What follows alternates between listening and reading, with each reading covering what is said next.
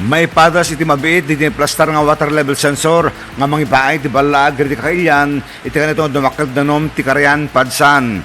Manag dito iti panakarukot ti spilling level ti Karayan, no panawen ti bagyo uwan no layos. Dahil ito yung pakamon ni Mr. Marcel Tabihe, tinukal sa Restoration Management Officer, iti gobyerno probinsyal.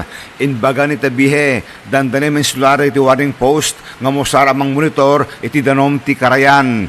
Karaman iti lugar ng nakaplastaran tinasyon kagamitan, ket Tino Veera, Banna, Marcos, Solsona, Karasi, Pidig, Sarat, Nueva Era, kaya dapat sumunong lugar siya itilawag, Casti Gilbert Bridge, Mangato Bridge, Sambuanga, Barangay 1, Barangay 29, Barangay Gabo, kaya Barangay 24.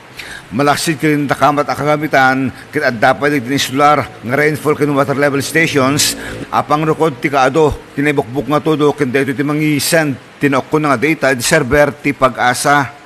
In batad pa ni Tabihe, may orelayangan ti consultant, manipot South Korea, tapos i-commission dan dagiti equipment, kaya may ornos ti pinakatransmit, dagiti makolektar nga data ti server ti Pag-asa. May palagig pa din sa mga proyekto, ket inpaay ti South Korea, a grant ti Provincial Government of Ilocos Norte. Idol, Dennis Alipio, Tatak, IFM.